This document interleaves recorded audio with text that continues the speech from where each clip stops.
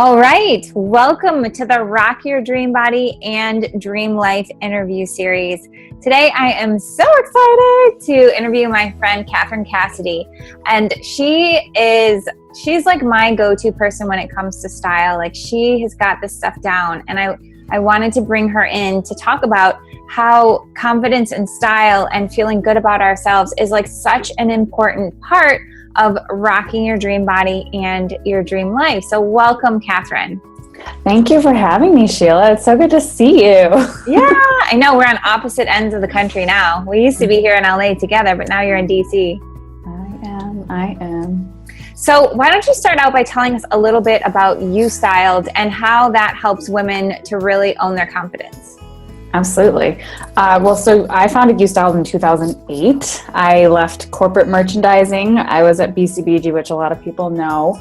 And I started the company really as I realized how overwhelming updating your closet and finding your own personal style and helping create confidence for yourself in that way would be really hard for women who didn't have access to the resources or the knowledge that I did. And I even had a hard time. And I was, 25 and pretty fit and et cetera, et cetera. So what is it like for other women that don't have the average body? Because it's not average, but it's a little bit easier to fit my body. So, it really is what I've seen with our clients. It's style, and for myself as well. So style is a catalyst for your confidence. And as we've evolved, it's become more than just helping women and the wardrobe overwhelm, helping women stay in the workforce, but really helping women rise up as leaders. And confidence is such a big part of that.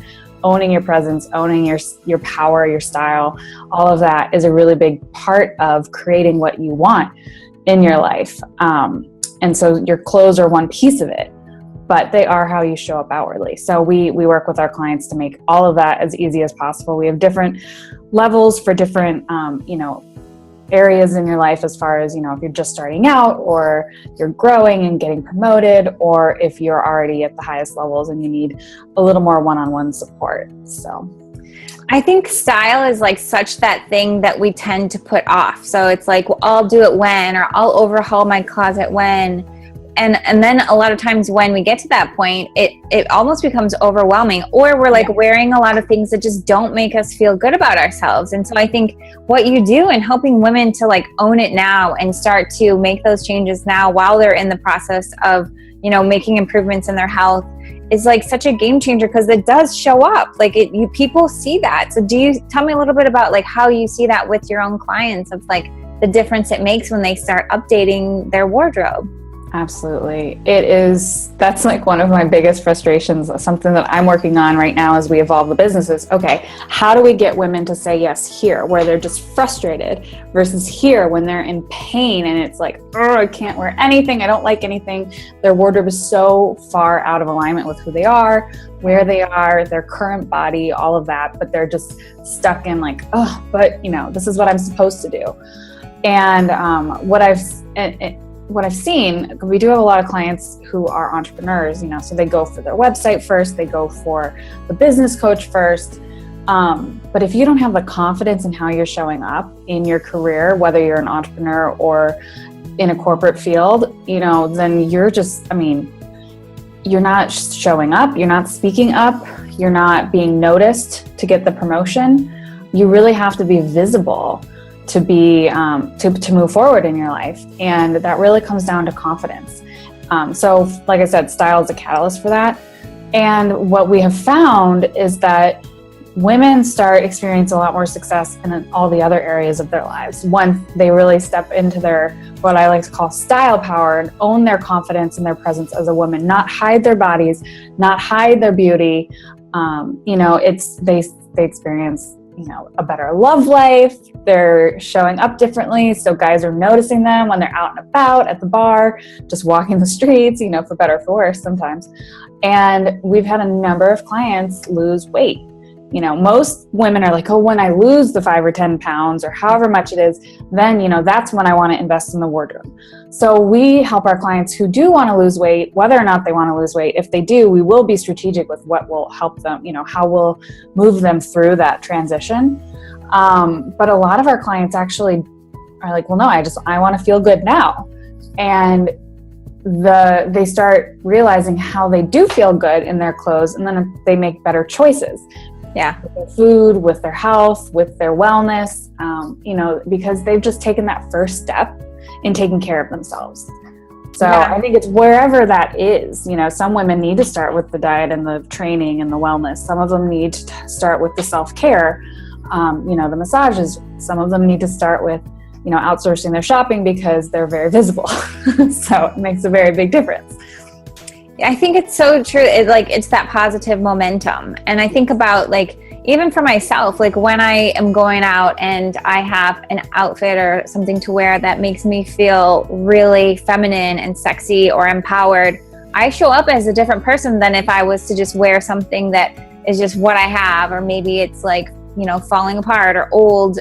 And it's almost like when you don't want to be seen, you hide. And so you can think about how that makes you show up, in relationships or in your career or in whatever. If we can start making those small changes, even what you say, just little tweaks here and there to start and adjusting your wardrobe so that it does allow you to be that best version of yourself, then it has that ripple effect in every other aspect of life. Yeah, absolutely. I mean, even this last weekend I was hanging out with my brothers because it was my youngest brother's 30th birthday, and I make that face because it was like, oh my gosh, what am I doing? But, we were downtown Chicago. It's where I grew up, and well, not downtown, but I grew up outside Chicago. And I was wearing flats because I was like, well, we're just afternoon hanging out. They were going out in the evening. And I was like, do I go out with them? Do I not afterwards for the evening? And it was just really interesting just to pay attention because I was wearing Converse, kicks. I wanted to be comfortable. It was a sports bar. We were watching football during the day. And, there's a difference. If I had brought my heels or wanted to put in my heels, I was like, I would have felt a little more comfortable and confident if I had chosen to go out with them. As I was thinking through my decision of do I want to go out with them? Which ultimately was no, because I don't want to go out the way that they want to go out. But I also noticed myself in that moment of there's an element of putting on the heels and all that helps you step into that feeling of feminine and that little bit of extra sexy. And I was like, no, I can be myself and confident and sexy in my Converse too. So there's an element of helping you step into it. And then there's also the element of just owning it yourself. Yeah, I'd love to actually hear more about your journey of how you found your confidence through style yourself too. It's been a long journey. It's been a lifelong journey.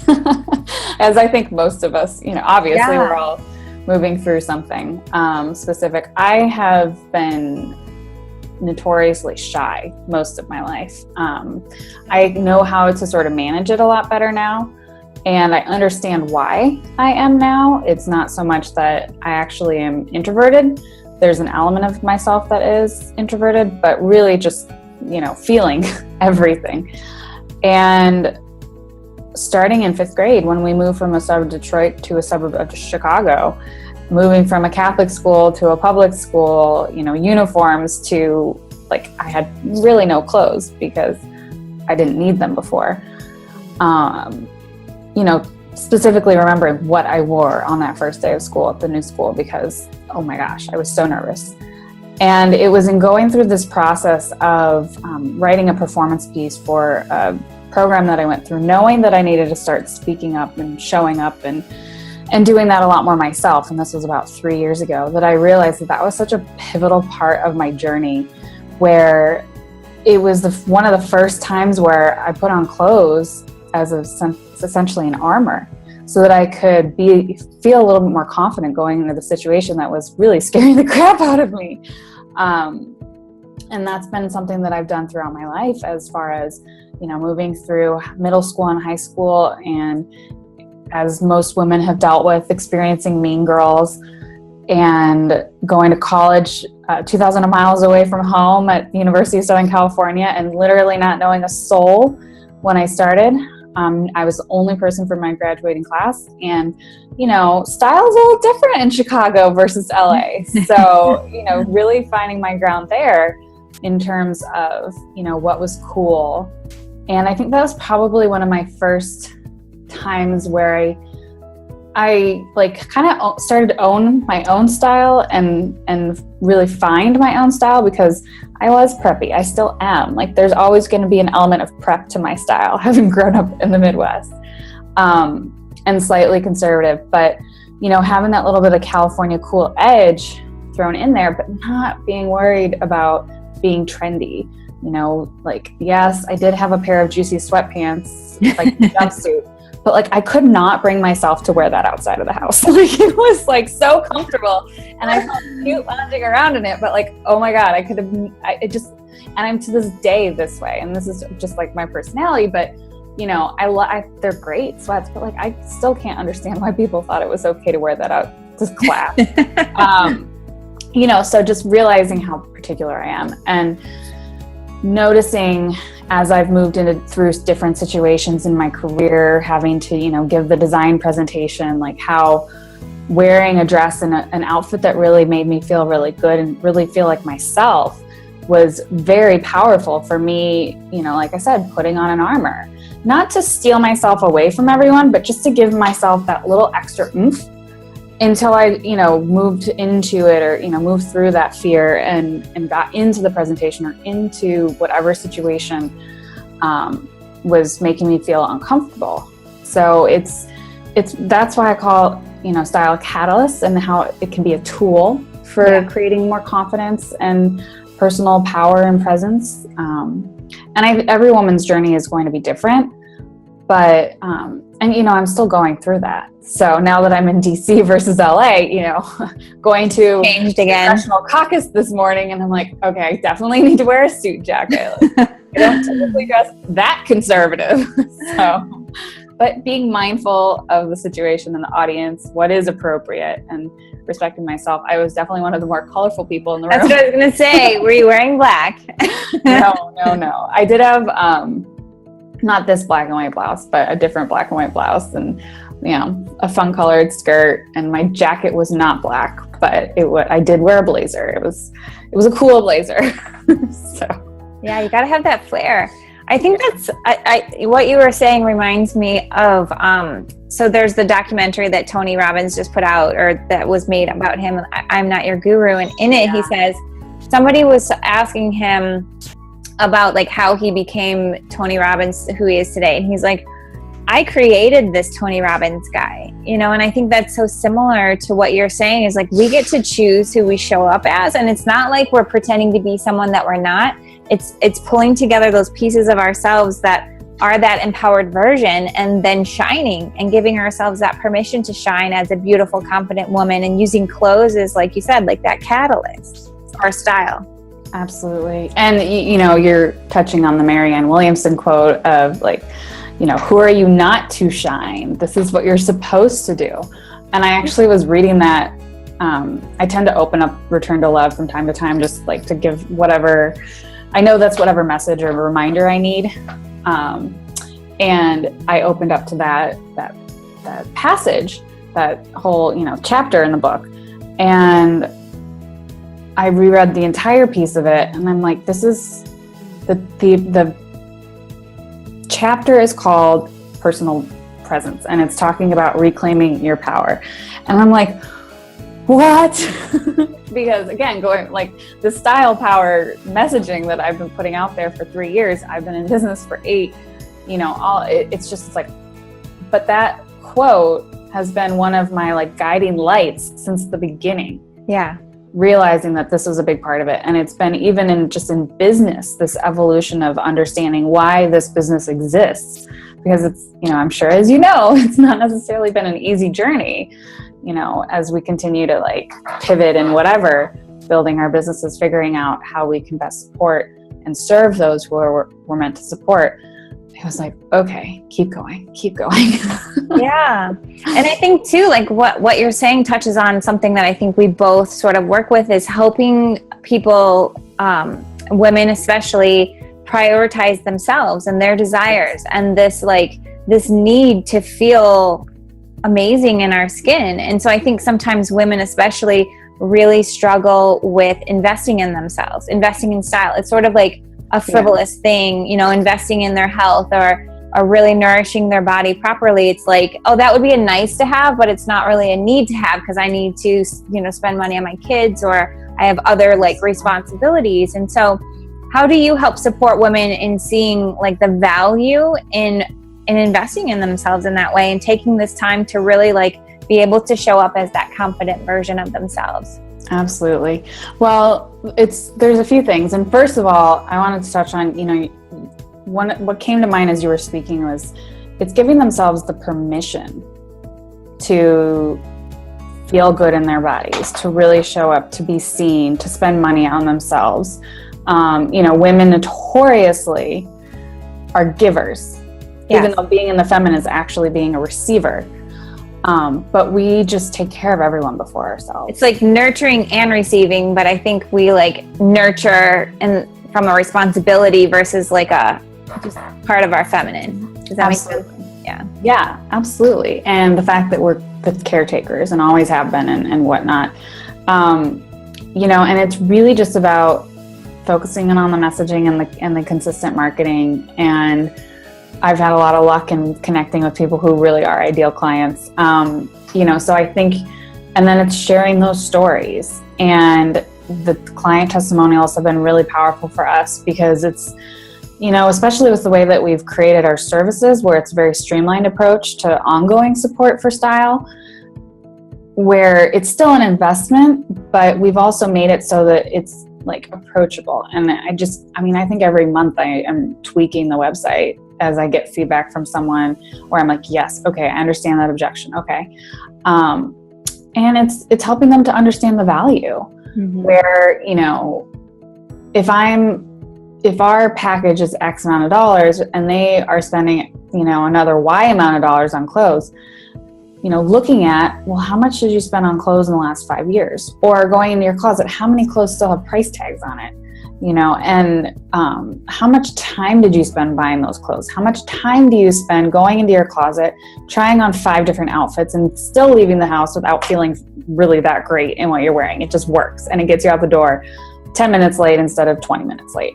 Yeah. So, really just helping them to see that. And the funny thing is I've noticed recently, I was just home and it's like a friend who I've known for a while, honestly would love to work with, but I know, we're priced out for some people. And she started working with another stylist and I was like, you know what? Like, that's actually kind of cool because it is partly because I helped her understand the value of working with a stylist. And, I want someone to get support. I want them to find the fit that works for them and their budget. If it's not us, if our approach to how we can outsource and streamline is not the right fit, at least, there are plenty of stylists out there who have the same heart and talent. I'm a little particular because I am very, I care so much about people getting the support where it's truly in their best interest and not being put, and I'm sure you can relate to this, putting someone else's style onto someone, that's what's appropriate, with nutrition. Everybody processes food differently. There's just different needs. They've different metabolisms, different health challenges to work through. There is not, with style, there's no one size fits all. We are unique snowflakes. So our bodies with style or nutrition, you use that to fit your lifestyle. You use the structure to then apply it to what makes the most sense for you versus trying to fit yourself into some other box that just some of the clothes that I see, even on the runway, I think I would never wear that. I just can't. No, there's certain things I just can't do. And being realistic with yourself about what fits for you and your style is I think what's the most important. Absolutely. And I think, you hit the nail on the head. It's what works for your lifestyle? What's the first step that you can take to, in your wellness, in your style routine, in clearing out your closet to get rid of the clutter? Yeah. What would be what would be some of your first tips, for someone who's okay, I see the value, I know how important it is, putting a price tag on that feeling of feeling amazing and rocking it when you walk out of the house in a certain outfit, and they're all right, I've got it, I know I need to do this. So what's the first couple steps that they can take besides hiring someone? Absolutely. Well, they if there's any sort of support that they can seek out, I mean, even like our Style Power report that we have on the website gives you the top 10 wardrobe staples. So you can start having a little bit more of a foundation of clarity of what you should have in your wardrobe. But then I think there's one of two things that you could do first. The first could be get a little bit of an get some awareness around how much you have spent that you're not actually wearing, to give more perspective to the time that you've invested in buying those pieces or returning those pieces, and the money sitting in your closet. Add those sales, the price tags up, just to have a little bit more, just that awareness around, oh, okay, this is taking a lot of time for me. So you can start looking at how you can streamline something. And the second would be, the other option would be to get in there and start trying things on. And really, really, really pay attention to, and it doesn't have to be everything. It could be like your top 10 favorite pieces that you find yourself wearing all the time. If that's the case, then look at why you love them. What is it about the fit, the fabric, the designer, the color? How does it make you feel? Why is that, is that a feeling that you want to nurture in your everyday, to bring out more often in other clothes you invest in over time? And if you go the route of like trying on all your black pants, really, like, you don't need 5-10 pairs. You need, like, depending on your lifestyle, your work environment, you may only need 1 or 2. Like, I don't need that many. I have a couple different lengths and styles, and that's it, because I'm also not getting dressed in business casual every day. If that was the case, then I would have more pants, but they would be, I'd want more diversity in the details. But really, really just focusing on making sure that the things that you do currently have in your closet are the right fit for you. So, yeah. And I think sometimes we hang on to things thinking we're going to fit into them eventually, but by the time like we realistically make that a priority, then it's like out of style, but then you don't want to get rid of it because it's like you have this attachment to those clothes. And I feel like when you just like clean things out and you just make a list of like, okay, here's what I need. Like a really nice pencil skirt, an awesome belt, a handbag that feels powerful. Like, and you have that list to go and then search for those items. Then it's like so much, your closet is not this like thing that's just like overwhelming. It's like, no, I've got these pieces that I can put together in ways that depending on the night or the event or the day, I can really like do multiple things with multiple pieces and put them together so that like, again, like I have less things, but they fit well and they can be put together like in different combinations. Absolutely. I mean, I hosted a workshop here in DC, and a couple of the women actually had a really, and for some reason I hadn't thought of that, but they were like, yeah, I'll set aside some time on a Sunday every now and then and just go through and style my closet and play with things, just by themselves, just to see what other options and combinations they have and what works, so that, they're heading out the door, they know they have a big meeting, they can put this outfit combination on and they're good to go. And that's something that we do with our clients, creating a lookbook of the styled outfits that we create with them one-on-one, or if they're virtual or getting support through one of our programs, we tell them to take selfies and do that sort of a thing, because it really helps to have that clarity. But I also call it playing with clothes on purpose. Like, you're supposed to have fun with it. This is an expression of who you are. It's not about trying to fit a mold or anything like that. I mean, it can be frustrating to find the pieces that really fit who you are and maybe your body. But, when you do find those pieces, it's like, oh my God, like, it feels so good. So what do you do? Like, say if someone's like, well, I'm really self-conscious about this area of my body. Like, how do you typically style them to make them feel confident, even though they're not there yet? That's a good question. It kind of goes both ways, because I like to call it, flattering or flaunting. I don't like to consider it hiding your body. This is what really works for your body type. And I don't even like the phrase body type, because women, they claim there are 5, but most of our clients are some sort of a hybrid. Again, everyone is so different. And I think it's really more about highlighting the pieces of your body that you do love. If you if you really like your collarbone and that makes you feel really feminine, stick to the V-neck shirt. For the most part, V-neck shirts are pretty universally flattering, V-neck and boat neck. You have to be kind of careful for a crew neck, especially if you're a little bit bustier. So that can be a really easy, universally flattering trick. And the other piece of it is to always show your waist. So even if you don't like your stomach, somehow we want to create a silhouette, a somewhat hourglass silhouette, create some structure, add a wider belt, add a jacket for some structure, even if you're wearing a flowy top because you want to hide something, just make sure that you're not wearing clothes that are too big, which is a very, very common mistake. It's pretty much the number one mistake that women make, even men, thinking that if clothes have enough room, then they're the right size. But oftentimes I have my clients go down a size and they're like, it feels too tight. And I'm like double checking. And I'm like, no, that's the right size. You're just going to have to get used to it. No. And I don't mean that in like a bad way, but just in terms of like, this is actually the right size. You're just not used to wearing it this way. Yeah. Trust me, I would tell you if it looked bad, if it wasn't the right size. So it's just paying attention to the fit, showing your shape, you're creating a waist, and, flaunting your favorite pieces. If it's your legs, if it's, your wrist, I don't know, your collarbone, and then of course it's like, just smile. I know that, why don't you smile? Like that misogynistic, you should smile more. It's not about going down that road, but like, cause believe you me, I'll walk down the street like deep in thought and not smiling, but it's like, it literally makes you happy. And that's the inside out approach. So yeah, it's like the difference between walking into the room with your shoulders back and your head up versus like crouched down, all like, constricted or contracted. There's a big difference in how you feel, which then reflects in how people show up to you, because it's always like a mirror of how you're feeling on the inside, right? So it's like, that's what we're talking about. And all of this anyways is really helping to let that out and shine. Exactly.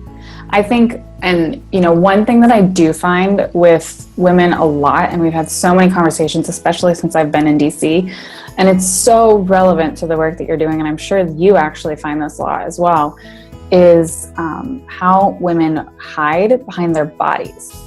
Not their clothes, but like actually starting to manifest weight.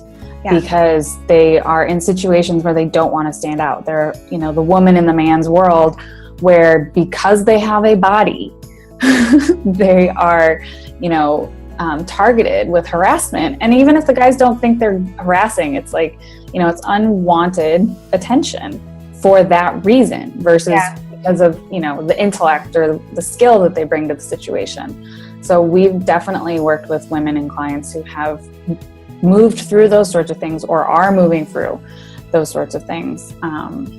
And I think that is something that honestly pisses me off so much.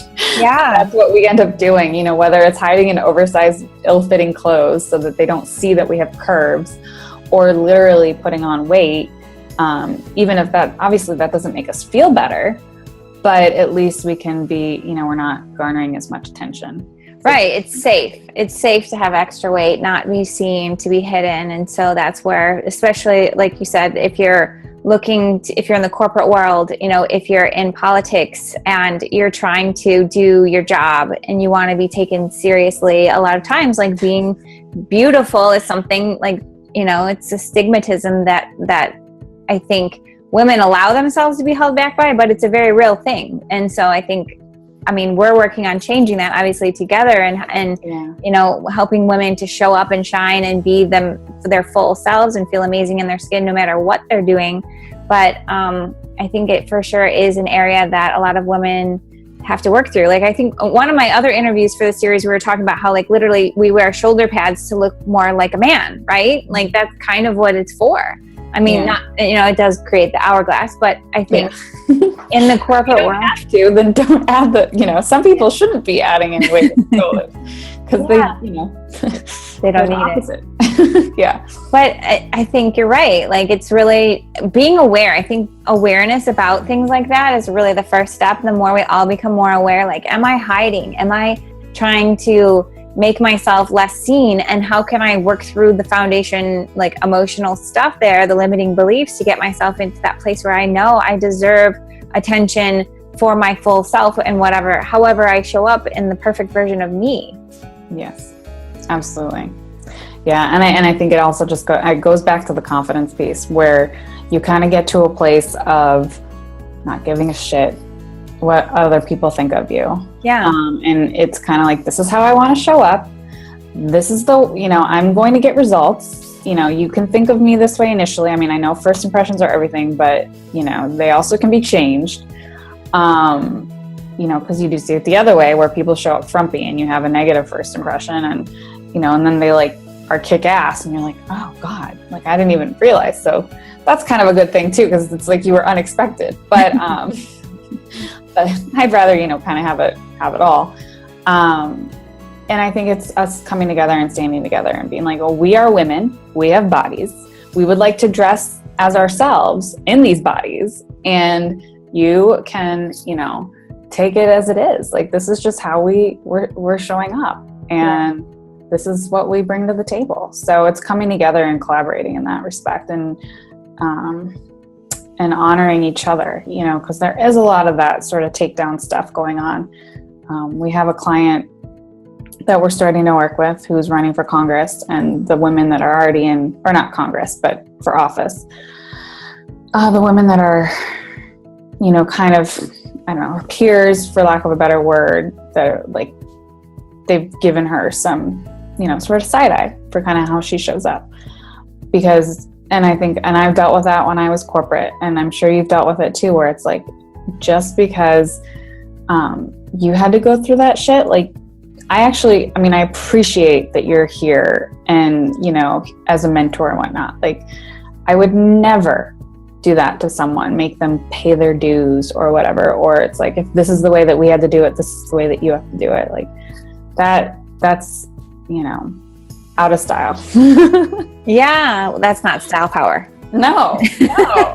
Collaboration is style power. Confidence is style power. Yeah. And that's why I think things like this, having these sorts of conversations are so important. And, I feel like we could talk for another 2 hours about this. I hope people are walking and listening to this. That's what I usually do with these. Yeah, me too. Yeah, it's hard to sit down and watch. But I honor you for the work that you're doing. And I want women to know, it's okay to feel confident in your skin. And I think this is such a great way, and your message is such a great way for them to step into that. And so to send them, if they want more information, if they want to get in touch with you, where should we send them to get that? They can go right to my website, UStyled.com. That's the letter U, and there is a D at the end. It gets a little confusing. You can obviously find us on Instagram and Facebook, and there are links on the website. And you can download the Style Power Report if you like. Make sure you get all the blog updates.